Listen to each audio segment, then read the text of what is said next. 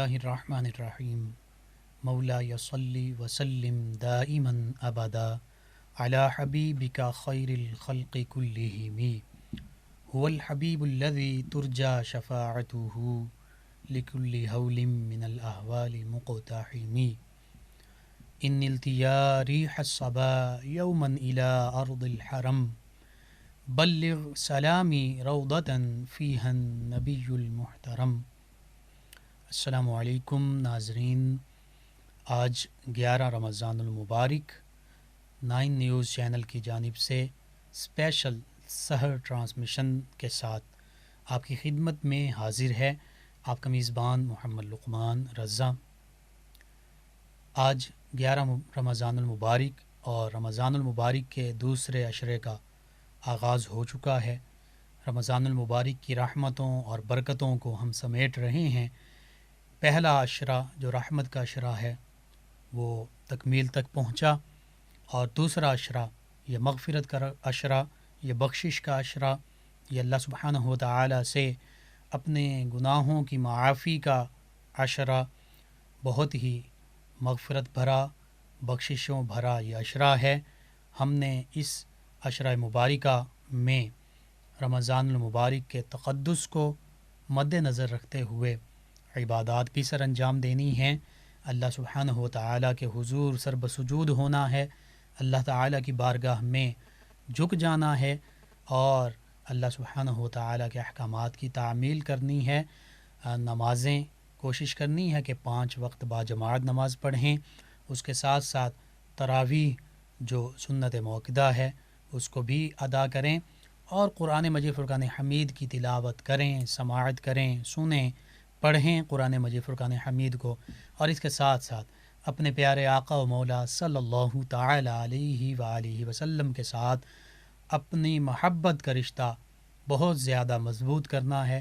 نبی کریم صلی اللہ علیہ وآلہ وسلم کی بارگاہ اقدس میں ہدیہ درود و سلام کثرت کے ساتھ عرض کرتے رہنا ہے، پیش کرتے رہنا ہے، تاکہ ہمارے آقا و مولا صلی اللہ علیہ وآلہ وسلم کی نظر رحمت ہم پر یوں ہی رہے، اور نبی کریم صلی اللہ علیہ وآلہ وسلم کی بارگاہ میں بھی استغاثہ پیش کرتے ہوئے ہم یوں بھی کہہ سکتے ہیں، یا رسول اللہ انظر حالنا، یا حبیب اللہ اسمع قالنا، اننا فی بحر ہم مغرقون خذ ایدینا سہل لنا اشکالنا، کہ اللہ کے رسول صلی اللہ علیہ وآلہ وسلم ہم پر نظر رحمت فرمائیے، اے اللہ کے پیارے حبیب صلی اللہ علیہ وآلہ وسلم ہماری التجاؤں کو سماعت فرمائیے، اے اللہ کے حبیب صلی اللہ علیہ وآلہ وسلم آپ کی امت پریشانیوں کے سمندر میں غرق ہے، اپنا دست کرم بڑھائیے، اپنی امت کی دستگیری فرمائیے۔ تو یوں اس دوسرے عشرہ مبارکہ کی رحمتوں کو، برکتوں کو ہم نے سمیٹنا ہے، اور خصوصاً اپنی بخشش، اپنی مغفرت کا سامان پیدا کرنا ہے۔ ناظرین، 9 نیوز چینل کی جانب سے اسپیشل سحر کی ٹرانسمیشن جو ہیں پہلے عشرے میں بھی آپ تک پہنچائی گئیں، اور دوسرے عشرے میں بھی انشاءاللہ اسپیشل سحر ٹرانسمیشن 9 نیوز چینل کی جانب سے آپ تک پہنچائی جا رہی ہیں۔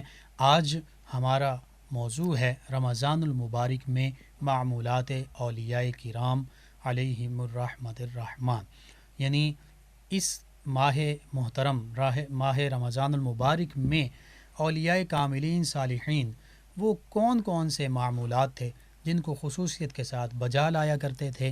اگرچہ اولیاء کرام رحمۃ اللہ علیہ مجمعین ان کی زندگی کا ہر لمحہ، ہر گوشہ وہ اللہ سبحانہ و تعالیٰ کی یاد ہی سے معمور ہوا کرتا ہے، ان کی ساری زندگی وہ اللہ کی خشیت اور تقوی میں پرہیزگاری میں ہی گزرتی ہے، لیکن خصوصاً رمضان المبارک میں وہ نبی کریم رؤوف الرحیم علیہ صلاۃ و تسلیم ہی کے اعمال مبارکہ کی پیروی کرتے ہوئے اس ماہ محترم کو گزارا کرتے۔ تو آج ہم معمولات اولیاء کرام پر رمضان المبارک میں جو ان کے معمولات ہیں اس پر بات کریں گے۔ ہمارے ساتھ شامل گفتگو ہیں ہمارے معزز مہمان اسلامک اسکالر جناب مفتی محمد رمضان جامی صاحب۔ جی مفتی محمد رمضان جامی صاحب، سب سے پہلے میں یہ عرض کروں گا اور سوال کروں گا کہ رمضان المبارک کی برکات اور خصوصاً اس عشرہ مغفرت کی جو برکات ہیں اس پر ہمارے معزز جو ناظرین ہیں ان کی رہنمائی فرما دیجیے۔ بہت شکریہ، بڑی مہربانی آپ نے اس خوبصورت پروگرام میں مجھے آپ کے ساتھ الحمدللہ آج 11واں دن ہے الحمدللہ روزانہ کی ٹرانسمیشن میں۔ جی خوش تو آمدید۔ بڑی ایمان افروز باتیں جو ہیں ہو رہی ہیں۔ جی بالکل، اللہ کریم رمضان المبارک کی برکات سے ہم سب کو مالا مال فرمائے، آمین۔ معمولات اولیاء جو ہیں اگر اس کو اور رمضان المبارک کو آپس میں جوڑا جائے جی تو در حقیقت یہ وہ فیضان نبوی صلی اللہ علیہ وآلہ وسلم ہے جو آپ کے معمولات ہیں۔ اولیاء جتنے بھی گزرے ہیں تو اولیاء کا جو طریقہ کار تھا، جی صالحین کا جو طریقہ کار تھا، وہ در حقیقت محمد عربی صلی اللہ علیہ وآلہ وسلم کا طریقہ کار تھا۔ سبحان اللہ، انہی کی پیروی کرتے تھے، سبحان اللہ، انہی کے انداز کو، انہی کے طور طریقوں کو اپناتے تھے۔ سبحان اللہ۔ رمضان المبارک کی رحمتوں کے حوالے سے، رمضان المبارک کی برکات کے حوالے سے میں عرض کروں جی کہ رمضان المبارک ایسا بابرکت مہینہ ہے کہ جس میں اللہ تبارک و تعالی نے نفل کو فرض کے برابر کر دیا ہے، سبحان اللہ، صدقے کو 70 گنا تک بڑھا دیا ہے، سبحان اللہ، روزہ دار کے منہ میں پیدا ہونے والی بدبو کو بھی اللہ تبارک و تعالی نے پسندیدگی میں شامل فرما دیا سبحان ہے، اللہ، مشک اور کستوری سے بھی زیادہ کستور سے بھی پسندیدہ، زیادہ اللہ تبارک و تعالی۔ سبحان اللہ۔ اور کتنی خوبصورت بات یہ ہے کہ اس کی رمضان کی برکات کا عالم یہ ہے کہ رمضان میں سونا بھی عبادت قرار دیا گیا ہے، اور اسی طریقے کے ساتھ ایک فرض کو 70 فرضوں کے برابر کر دیا گیا ہے، سبحان اللہ، اور اسی طریقے کے ساتھ فرمایا کہ مسلمان کے لیے بہترین موقع ہوتا ہے جی کہ جب رمضان آتا ہے، اذا جاء رمضان جی فتحت ابواب الجنہ، سبحان اللہ، جنت کے دروازے کھول دیے جاتے ہیں، وغلقت ابواب جہنم، سبحان جہنم اللہ، کے دروازے بند کر دیے جاتے بے ہیں، شک، اور اس کے بعد کیا فرمایا، زلزلت الشیاطین، شیاطین کو جکڑ لیا جاتا ہے۔ جی لو یعلم ما فی رمضان، جی نبی کریم علیہ السلام کی حدیث پاک ہے کہ اگر لوگوں کو معلوم ہو جائے کہ رمضان کا فیضان کیا ہے، سبحان اللہ، رمضان کی برکات کیا ہیں، جی تو فرمایا لتمنا، آدمی یہ تمنا کرے گا، آرزو کرے گا کہ یا رب العالمین پورے کے پورے سال کو رمضان بنا دے۔ سبحان اللہ، سبحان اللہ، تو در حقیقت یہ جو نبی کریم صلی اللہ علیہ وسلم کی احادیث مبارکہ ہیں، فضیلت ہے، اور اسی طرح تراویح کی فضیلت کو بیان کیا، جی تو اس کے بہت بڑی برکات ہیں، جی اور نبی کریم صلی اللہ علیہ وسلم نے خود جی رمضان المبارک شروع ہونے سے پہلے کمر کس لیتے تھے، صحابہ کرام رضوان اللہ علیہ مجمعین سے کہتے تھے کہ اپنے امور بجا لاؤ۔ کسی نے اگر تجارتی قافلے میں جانا ہوتا تو وہ پہلے ہوا تھا، ٹھیک ہے، کسی نے اگر کوئی گھریلو کام اس کے بچے ہوئے ہوتے تھے وہ کرنے ہوتے تو پہلے کروا دیتے تھے۔ کیوں؟ اس لیے کہ تاکہ جب رمضان کا پہلا روزہ شروع ہو تو انسان دنیاوی تمام تر مصروفیات سے فارغ ہو چکا ہو، اور پھر وہ صرف اور صرف خالصتاً اپنے آپ کو عبادت کے لیے وقف کر لے۔ سبحان اللہ۔ اور عشرہ مغفرت بھی یہ ہے، جی سبحان اللہ۔ عشرہ مغفرت کے بارے میں ہماری رہنمائی فرما دیں۔ عشرہ مغفرت کا معنی تو ہے بخشش والا، ٹھیک ہے، اور مغفرت ایک ایسی عبادت ہے، توبہ کرنا اللہ تعالیٰ کی بارگاہ میں، بار بار معافی مانگنا۔ جی اللہ تعالیٰ نے 10 دن دیے ہے انسان کو، 10 دن دیے ہے کہ اے انسان 24 گھنٹے اللہ کی رحمتیں ٹھاٹھے مارتے سمندر موجزن میں، سبحان اللہ، آپ صبح سے لے کر شام تک، شام سے لے کر تراویح تک، تراویح سے پوری رات سحر تک تیرے پاس وقت ہی وقت ہے۔ جس وقت بھی تو مغفرت کو آواز دے گا، مغفرت آ کے تجھے ڈھانپ لے گی۔ سبحان اللہ، تو یہ مغفرت کا عشرہ ہے، 10 دن مغفرت کا ہے، کیونکہ ان 10 دنوں سے شمار مراد جو انسان کی زندگی کا دوسرا یہ ہاف ہوتا ہے وہ شمار، اس کو صوفیاء نے شمار کیا۔ پہلا رحمت کہ انسان کو زندگی کی ابتدائی جو زندگی ہے 35 سال پہلے یا 80 سال ہے تو 40 سال لے لے، وہ رحمت ہے۔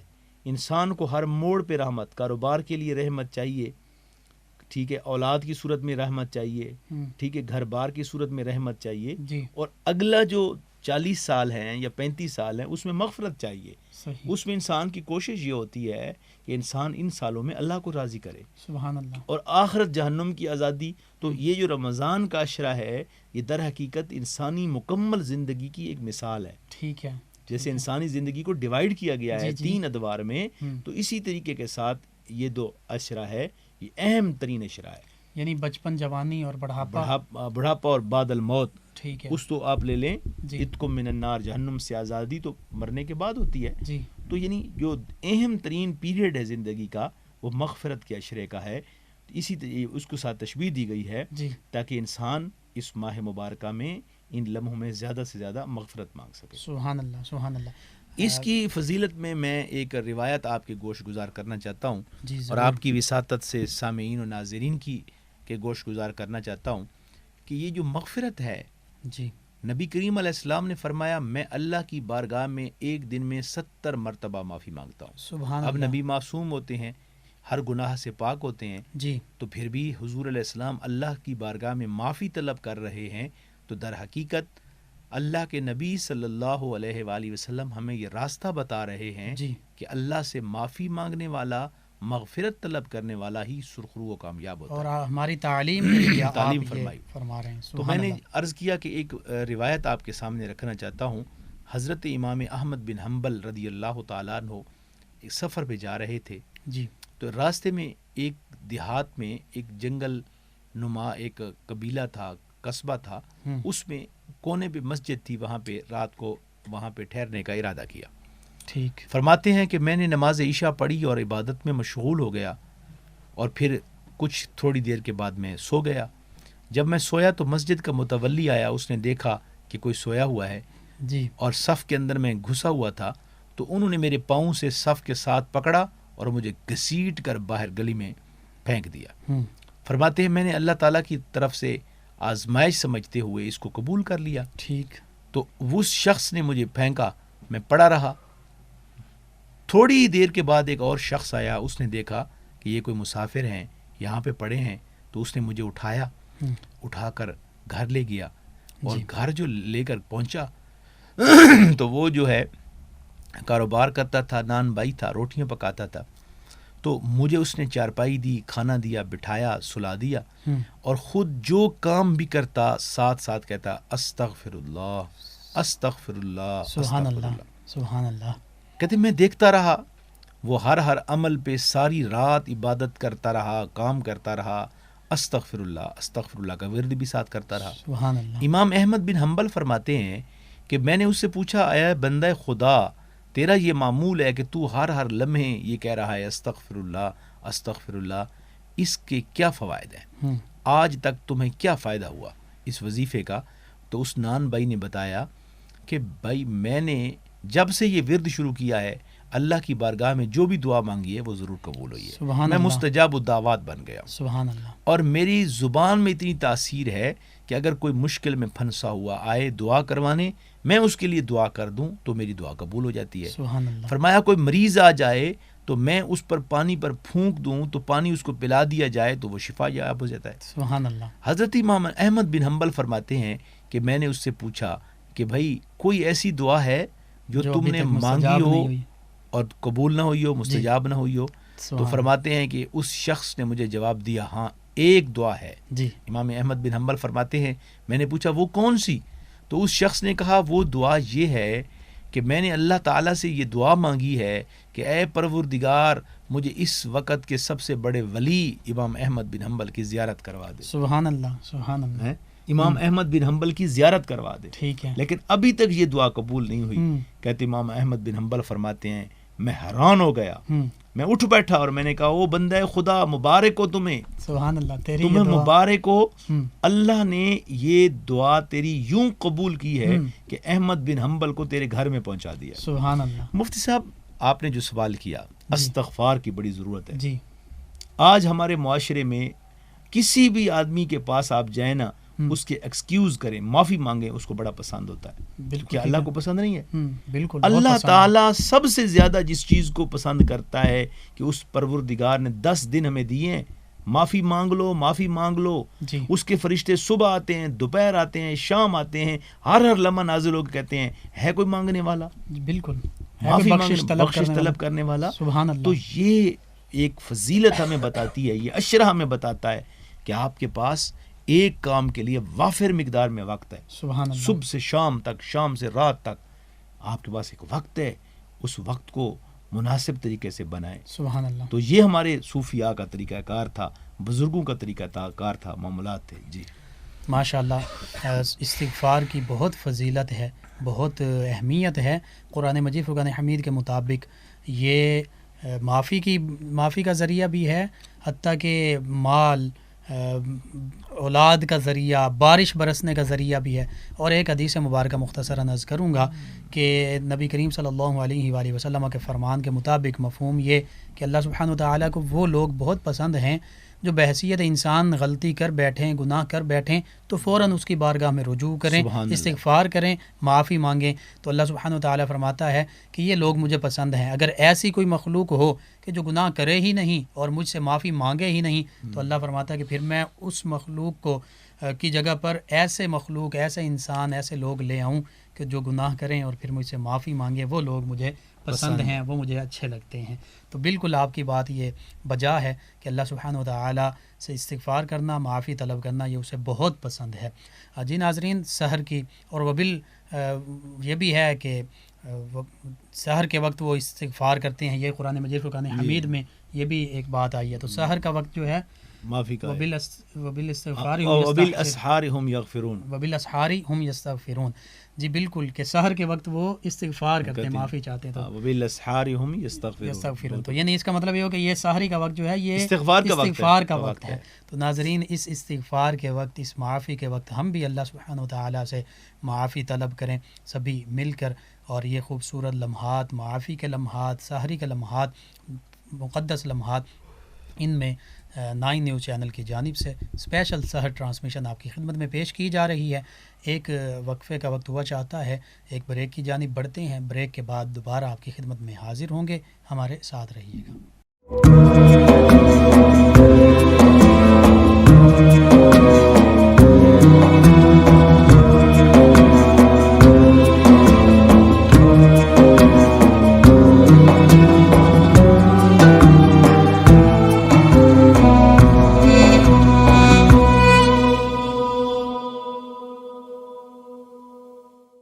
ناظرین، بریک کے بعد ایک مرتبہ پھر آپ کی خدمت میں حاضر ہے آپ کا میزبان محمد لقمان رضا.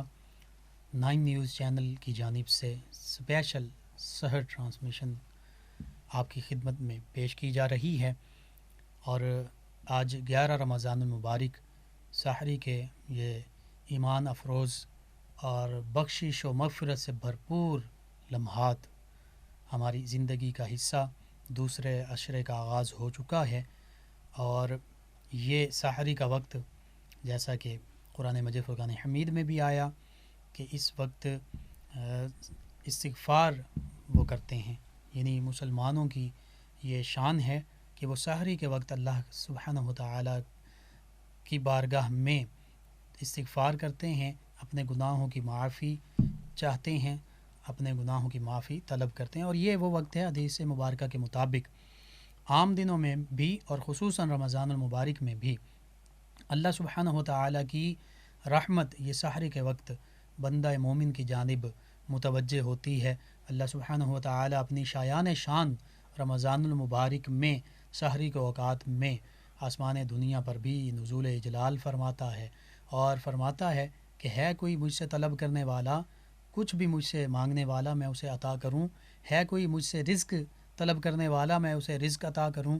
ہے کوئی مجھ سے مغفرت اور بخشش چاہنے والا کہ میں اس کی مغفرت اور بخشش کر دوں. ہے کوئی مجھ سے فلاں چاہنے والا، کچھ بھی سوال کرنے والا میں اس کا سوال پورا کروں. تو یہ وہ وقت ہے کہ جو مغفرت اور بخشش کا وقت ہے، جو رحمت کا وقت ہے، جو اللہ سبحانہ وتعالی کی بارگاہ میں گڑا کر التجا کرنے کا وقت ہے، توبہ اور معافی اور استغفار کرنے کا وقت ہے. یہ وہ وقت ہے کہ اللہ سبحانہ وتعالی کی رحمتوں اور بخششوں کو سمیٹنا ہے ہم نے. اور سحری کے ان خوبصورت لمحات میں آج ہم رمضان المبارک میں اولیاء کرام کے معمولات پر بات کر رہے ہیں. ہمارے ساتھ موجود ہیں، شامل گفتگو ہیں ہمارے معزز مہمان اسلامک اسکالر جناب مفتی محمد رمضان جامی صاحب. میں آپ سے یہ پوچھنا چاہوں گا کہ اولیاء کرام رحمۃ اللہ علیہ مجمعین رمضان المبارک میں نماز تراویح اور تلاوت قرآن مجید فرقان حمید سے کیسے شغف رکھا کرتے تھے؟ جی مفتی محمد رمضان جامی صاحب. بہت شکریہ. دیکھیے، رمضان المبارک جو ہے یہ اولیاء کا پسندیدہ ترین مہینہ ہے. سبحان اللہ. جب بھی رمضان المبارک آتا تو اولیاء کرام کے معمولات، عبادت، ریاضت، زہد، تقوی یہ بڑھ جاتا تھا. جیسا کہ ہم نے روزے کی حکمتوں میں، روزے کے درجات میں بیان بھی کیا جی کہ ایک روزہ ہے عام لوگوں کا روزہ کہ وہ کھانے پینے کے علاوہ جماعت سے بچتے ہیں جی، اور جو اس کے بعد دوسرا درجہ ہے خواص کا، جی تو وہ غیبت، چغلی، برائی اس قسم کے گناہوں سے بچتے ہیں کھانے پینے کے علاوہ. اور تیسرا درجہ جو اخص الخاص کا تھا، وہ لوگ سوائے ذات الہی کے کسی اور کام کی طرف سوچنا بھی گناہ سمجھتے تھے. سبحان اللہ. تو یہ اولیاء کرام تھے، در حقیقت اہل اللہ تھے، جی جن کے پہلو ساری رات اپنی خوابگاہوں سے جدا رہتے تھے. تتجافى جنوبهم عن المضاجع يدعون ربهم خوفا وطمعا. سبحان ٹھیک ہے، اللہ. تو یہ ان کی خوبی تھی. وعباد الرحمن الذین یمشون علی الارض ہونا، تو ان کی یہ خوبیاں ہیں.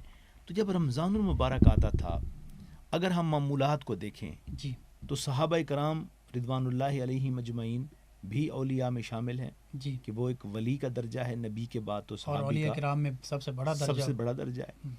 تو یہ جو نماز تراویح سیدنا ابو بکر صدیق رضی اللہ تعالیٰ عنہ نے حکم فرمایا کہ اب اگر نماز تراویح کی فرضیت تو ثابت نہیں ہو سکتی جی یا وجوب بھی ثابت نہیں ہو سکتا، جی کہ امت کو اس بات پہ جمع کیا کہ نماز تراویح کو باقاعدگی کے ساتھ ہم جماعت کے ساتھ ادا کریں، جی، تو یہ در حقیقت ان کے شغف بھی علامت تھی. سیدنا عمر فاروق اعظم رضی اللہ تعالیٰ عنہ کے دور مبارک میں پہلی جی مرتبہ جب تراویح با جماعت کرنے کا حکم دیا گیا، تو اس کے پیچھے جو ان کی نیت تھی وہ کیا جی تھی؟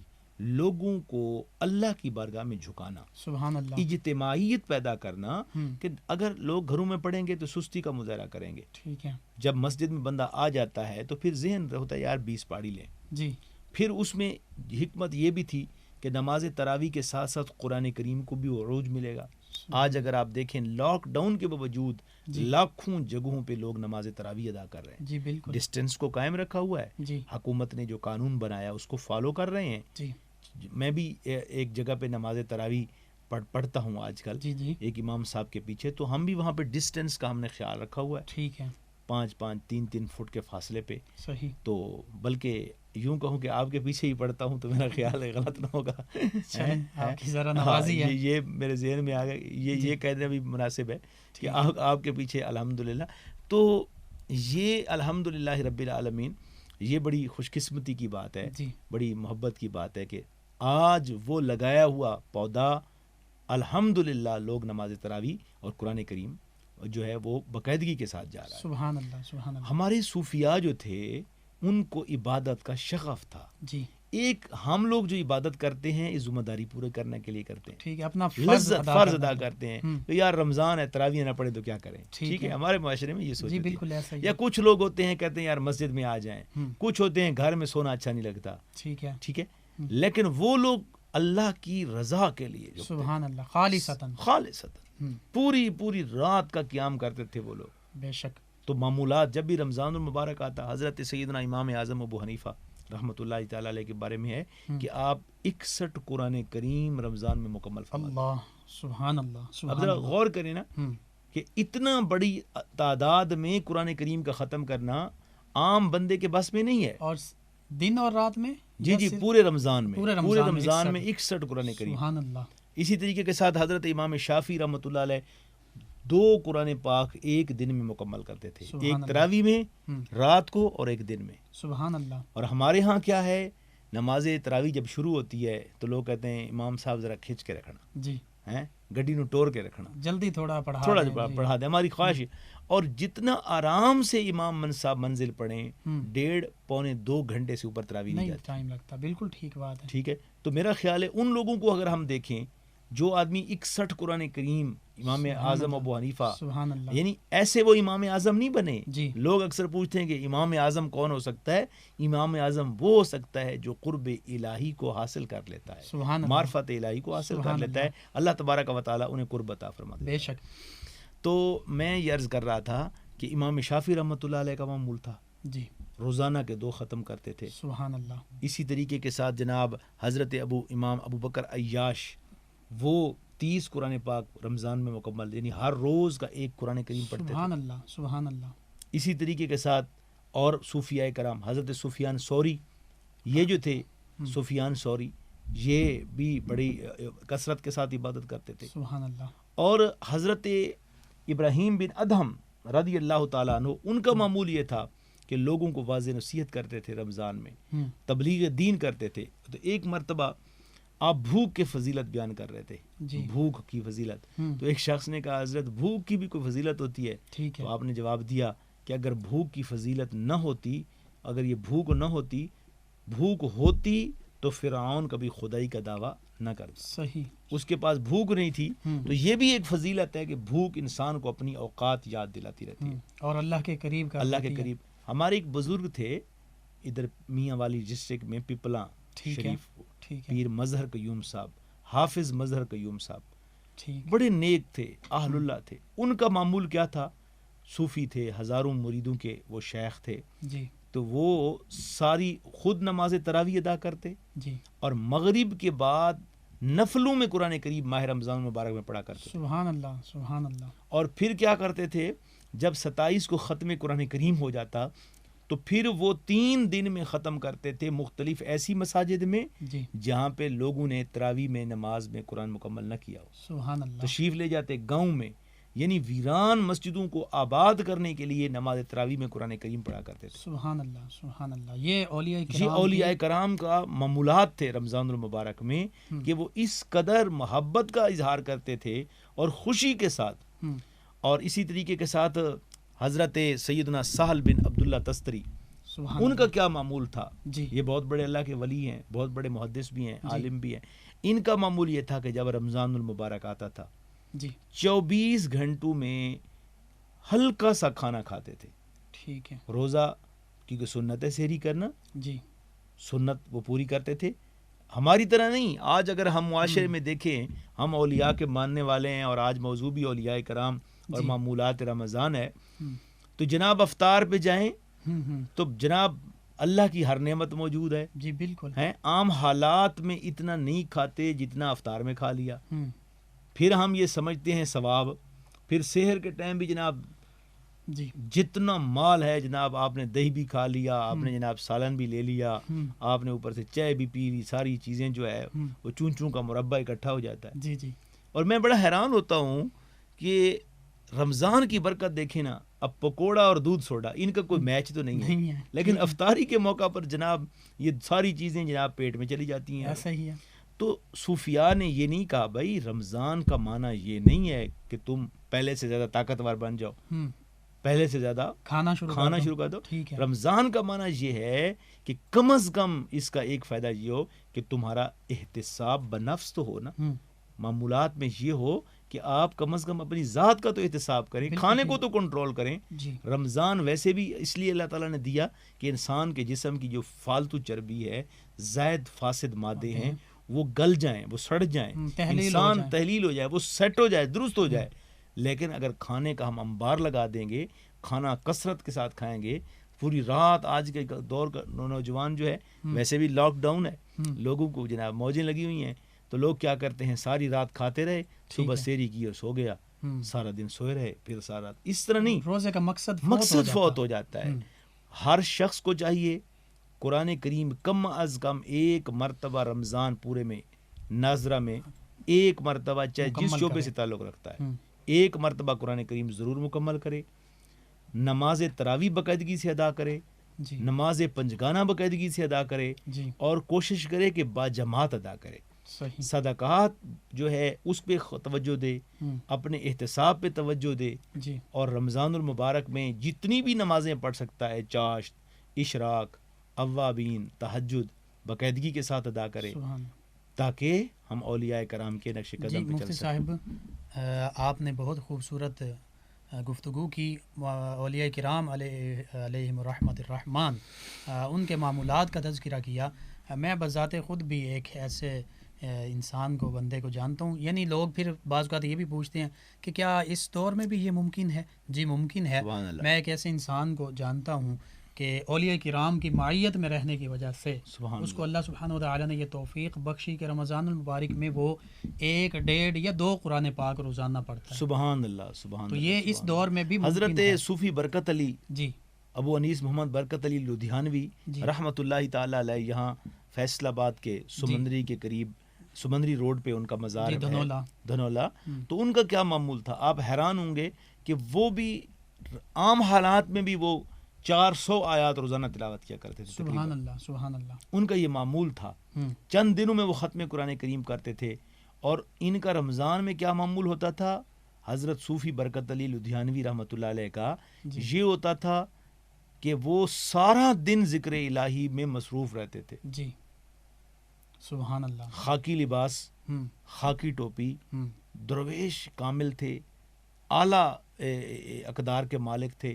ان کا کوئی وقت بھی لکھنے لکھانے، قرآن کی تلاوت کرنے، ذکر اللہ کرنے کے علاوہ نہیں بسر ہوتا تھا. یعنی خاک کے ساتھ نسبت اور دوسری جانب اللہ کے قرآن کے ساتھ تعلق، اللہ کے ساتھ تعلق. تو یہ والذین یبیتون لربہم سجدا وقیاما الذین یذکرون اللہ قیاما وقعودا وعلی جنوبہم ویتفکرون فی خلق السماوات والارض. ناظرین یہ اولیاء کاملین صالحین کے معمولات ہیں جو عام حالات میں تو ہوتے ہی تھے، لیکن خصوصاً رمضان المبارک میں بڑھ چڑھ کر اور پہلے سے زیادہ تعداد میں اور پہلے سے زیادہ بڑھ کر ان کے معمولات میں ایک خوبصورتی بھی آ جاتی، اور اس کے علاوہ ان کے معمولات جو ہیں وہ پہلے سے زیادہ بڑھ جایا کرتے. نبی کریم صلی اللہ علیہ وآلہ وسلم کے معمولات ہی کو وہ مد نظر رکھا کرتے، اسی ہی کی پیروی کیا کرتے. تو آج بھی ضرورت اس امر کی ہے کہ ہم نبی کریم صلی اللہ علیہ وآلہ وسلم کے معمولات مبارکہ، صحابہ کرام رضوان اللہ تعالی علیہم اجمعین کے معمولات مبارکہ جن کو اولیاء کرام نے اپنایا، ان معمولات کو جو اولیاء کرام علیہم الرحمت الرحمن ان کے بھی معمولات ہیں ان کو اپنانے کی کوشش کریں. پھر دیکھیے ہمارے رمضان المبارک کی ساعتیں کیسے پرکیف بنتی ہیں، کیسے ہم رمضان المبارک کی رحمتوں کو بھی بخششوں کو بھی سمیٹنے میں کامیاب ہوتے ہیں. اللہ سبحانہ وتعالی سے یہ دعا بھی ہے اللہ تعالی ہمیں اس رمضان المبارک اپنے بارگاہ میں زیادہ سے زیادہ حاضر ہونے کی، سر بسجود ہونے کی، جھکنے کی توفیق عطا فرمائے، قرآن کریم کی کثرت سے تلاوت کرنے کی توفیق عطا فرمائے، اور اسی طرح صدقات اور خیرات. اس کے بارے میں بھی میں چاہوں گا مفتی صاحب اگر مختصراً کہ اولیاء کرام جو رمضان المبارک میں صدقہ اور خیرات کیا کرتے تھے، بالکل، تاکہ ہمارے ناظرین جو ہیں ان کو بھی اس سے اپریسیشن ملے. اصل میں بات یہ ہے کہ صدقے کا جو حقیقی تصور ہے اگر اس کو دیکھنا ہو تو صوفیاء کرام کو دیکھیں. سبحان اللہ. ہم نے صدقہ کیا 2 روپے 3 روپے، لوگوں کو کھانا کھلا دیا، اپنی بلے بلے کرا دی. نہیں، صوفیاء کے ہاں کیا ہوتا تھا؟ حضرت بایزید بستامی رحمۃ اللہ علیہ کے پاس ایک شخص آیا، کہا حضور آپ نے پوچھا کیسی گزر رہی ہے؟ اس نے کہا جی بڑا شکر ہے. آپ نے کہا کیسے؟ اس نے کہا جی کچھ نہ کچھ مل جائے تو شکر، نہ ملے تو صبر کر لے. سبحان اللہ. آپ نے فرمایا یہ کون سا جناب تمہارا ٹھیک ہے نیکی ہے؟ یہ کیا بات کی آپ نے؟ حالانکہ اس موجودہ زمانے کے حوالے سے یہ بھی بڑی بات ہے، کامل بات ہے. آپ نے فرمایا کہ یہ تو میرے بستان کے کتے بھی کرتے ہیں. اللہ، ٹھیک ہے، یہ کام تو بستان کے میرے شہر کے کتے بھی کرتے ہیں. حیران ہو گیا بندہ. اپنی طرف سے تو وہ اس نے بڑی بات کی تھی کہ مل جائے تو شکر، نہ ملے تو صبر کر. ٹھیک ہے. تو اس نے پوچھا کہ حضور آپ نے تو مجھے چکراک دیا، آپ کی بات سے میں دہل گیا، تو پھر میں کیا کروں؟ آپ نے بڑی خوبصورت جواب دی. آپ نے فرمایا کہ یہ بات سنو، یہ ذہن نشین کر لو. آپ نے فرمایا کہ اگر مل جائے تو بانٹ دو، سبحان اللہ، نہ ملے تو شکر کرو. سبحان اللہ، سبحان اللہ. تو بانٹنا، لوگوں کو کھانا کھلانا، یہ اولیاء کرام کے معمولات میں سے ہے. سبحان اللہ. دیکھیے نا، آپ دنیا کے کسی بھی ولی اللہ کے دربار پہ چلے جائیں، جی، کبھی آپ کو گولڈا شریف جانے کا اتفاق ہو، جی، حضرت شہنشاہ بغداد میرا محی الدین شیخ عبد القادر جیلانی فرماتے ہیں کہ میں نے 300 60 راستے اللہ تک پہنچنے کے دریافت کیے ٹھیک ہے کہ کیسے کیسے اللہ تک پہنچا جا سکتا ہے. تو سب سے آسان ترین راستہ جو میں نے دریافت کیا وہ یہ ہے کہ غریبوں کو بھوکوں کو کھانا کھلاؤ. سبحان اللہ سبحان اللہ. آپ یہ بھی فرمایا کرتے تھے کہ میرے ہاتھ میں سوراخ ہے, میرے پاس جو کچھ آتا ہے وہ نکل جاتا ہے. یہ نہیں کہ جناب جیب میں ڈالتے جاؤ جیب میں ڈالتے جاؤ. اور حتیٰ کہ آپ فرمایا کرتے تھے کہ اگر میرے پاس پوری دنیا کے مال و دولت خزانے جمع ہوں تو میں اسے فقیروں میں بانٹ دوں, غریبوں میں بانٹ دوں. سبحان اللہ سبحان تو اللہ. صوفیاء کے ہاں یہ جو, اور یاد رکھنا ایک اصول ہے, جو آدمی صدقات کی کثرت کرتا ہے اللہ اسے شاہی عطا کرتا ہے. سبحان اللہ. دنیا میں جن لوگوں نے بھی اللہ کی مخلوق کی خدمت کی ہے, صدقات کی کثرت کی ہے, رب العالمین نے دنیا میں عزت عطا فرمائی. سبحان اللہ. بے شک. تو میں عرض یہ کر رہا تھا کہ آپ دنیا کے کسی بھی فقیر کے پاس چلے جائیں, جی, لوگوں کے پاس, اولیاء کے مزارات پہ چلے جائیں. جی, حضرت ابو الحسن خرقانی رحمۃ اللہ تعالی علیہ کی جو معمولات تھے آپ کی مزار پر لکھا ہوا تھا, خانقاہ پر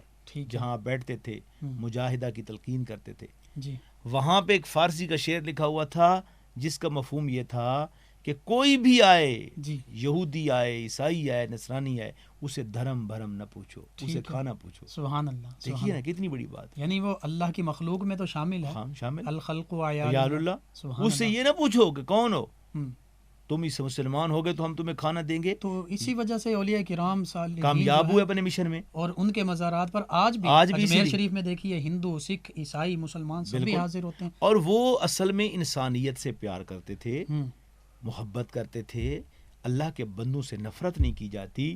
جب آپ کسی کی عزت کریں گے, رسپیکٹ کریں گے, پیار کریں گے تو وہ سمجھے گا کہ جب یہ بندہ, میں اس کے نزدیک گناہ گار ہوں, گندا ہوں, یہ میری اتنی عزت کر رہا ہے, جب میں اس کے راستے پہ چلوں گا تو مجھے کتنی عزت دے گا. سبحان اللہ. محبت فاتح عالم. اللہ محبت. علامہ اقبال نے بڑی خوبصورت بات کی. جی, ٹھیک ہے. تو اس طرح اولیاء کے یہ معمولات تھے کہ وہ کثرت کے ساتھ لوگ کو کھانا کھلاتے تھے. سبحان اللہ. اور یہی چیز ہے ان کو اللہ کی بارگاہ میں وہ لے گئی. آج بھی ضرورت اس امر کی ہے, ان حالات میں وبا اور یہ پھیلی ہوئی ہیں تو لوگوں کو زیادہ سے زیادہ کھانا کھلایا جائے. جی ناظرین, یہ آج 11 رمضان المبارک سحری کے خوبصورت لمحات میں معمولات اولیاء کرام پر گفتگو ہوئی, اور خصوصاً اس میں لوگوں کے ساتھ ہم نے کیسے بھلائی کا رویہ اپنانا ہے. میں یہ سمجھتا ہوں کہ آج جو کرونا ایک وبا کی شکل میں ہے اور لوگ بعض اوقات عارضی طور پر بے روزگار ہیں یا ویسے بے روزگار ہیں, لوگوں کی ملازمتیں چھن چکی ہیں, روزگار ختم ہو چکا ہے, تو کھانا کھلایا جائے زیادہ سے زیادہ. مساکین, فقراء, حتیٰ کہ جو مستحقین ہیں ان تک کھانا راشن بہم پہنچایا جائے, تو اولیاء کرام کے اس معمول کی ہم پیروی کر سکتے ہیں. ناظرین, آخر میں اپنے معزز مہمان جناب مفتی محمد رمضان جامی صاحب سے یہ گزارش کروں گا کہ دعا فرما دیں, ہم بھی دعا میں شامل ہو جائیں. آمین. اللہم صلی علی سیدنا مولانا محمد وعلی آل سیدنا و مولانا محمد معدن الجود والکرم وعلی آلہ وصحبہ وبارک وسلم. اللہ کریم ہماری آج کی اس تقریب کو, مولا اس نشست کو, سحر ٹرانسمیشن کو اپنی پاک بارگاہ میں شرف قبولیت عطا فرما. آمین. اللہ کریم جتنے احباب ہمیں دیکھ رہے ہیں, سن رہے ہیں, مولا رمضان المبارک میں اولیاء کرام کی معمولات پر نقش قدم پر چل رہے ہیں, اے رب العالمین سب کو عزت, نصرت, وقار عطا فرما. آمین. اللہ کریم جتنے بیمار ہیں, پریشان حال ہیں, مجبور ہیں, دکھی ہیں, تو حقیقی مشکل کشا ہے میرے اللہ, سب کی مشکل کشائی فرما, سب کی حاجت روائی فرما. مولا قدوس ہمیں رمضان المبارک کی برکتوں سے منور فرما. صلی اللہ تعالی علی خیر خلقہ محمد. جی ناظرین, 9 نیوز چینل کی جانب سے آج 11 رمضان المبارک کی اسپیشل سحر ٹرانسمیشن کا اختتام ہوتا ہے. اپنے میزبان محمد لقمان رضا, ہمارے معزز مہمان مفتی محمد رمضان جامی صاحب, ہماری ٹیم کو اجازت دیجیے. آخر میں ایک خوبصورت کلام آپ کی سماعتوں کی نظر کریں گے. اللہ نگہبان.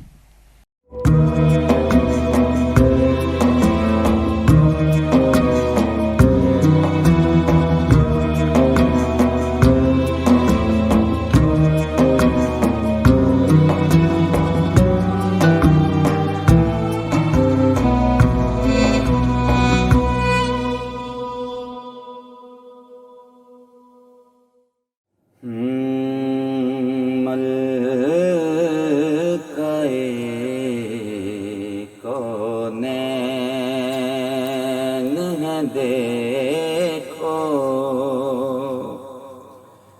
ملکہ کونین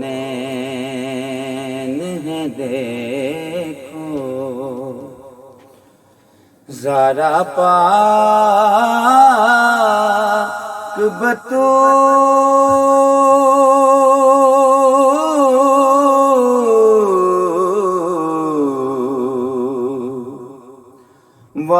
والدے حسنین ہے دیکھو والدے حسنین ہے دیکھو ذرا پاک بطول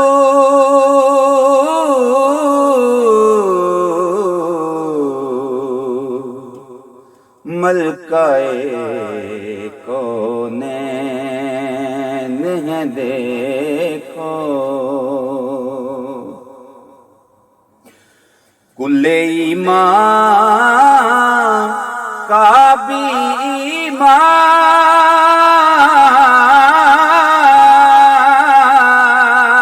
ایمان رحمت پہ بھی رحمت ہے اس کے چرن میں قسم خدا کی خود حسنین کی جنت ہے ہر ایک ذات کی زین ہے دیکھو ہر ایک ذات کی زین ہے دیکھو ذرا پاک بطول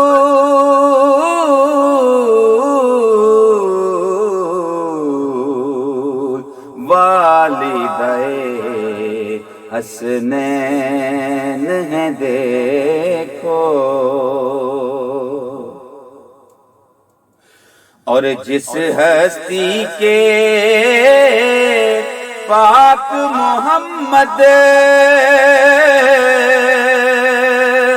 بے حد ناز اٹھاتے ہیں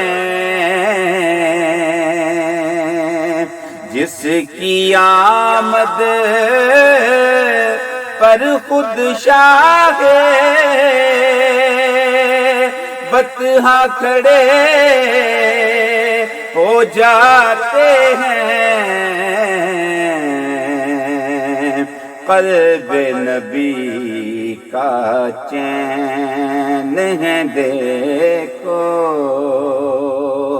قلب نبی کا چین ہے دیکھو زہرا پاک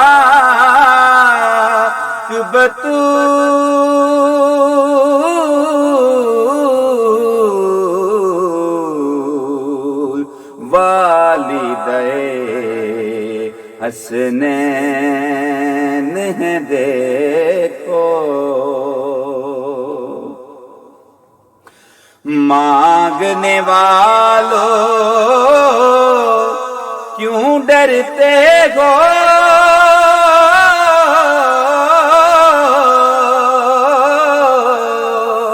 یہ دامن بھر سکتی ہیں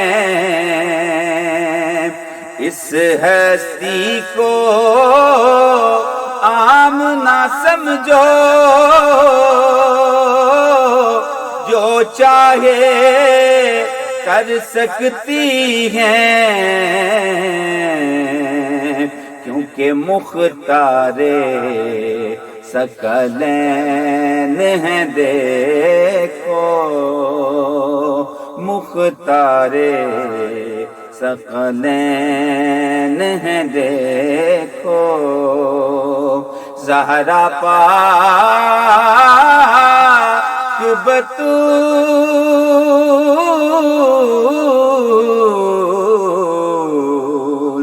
والدے حسنین ہیں دیکھو ملکہ کونین ہیں دیکھو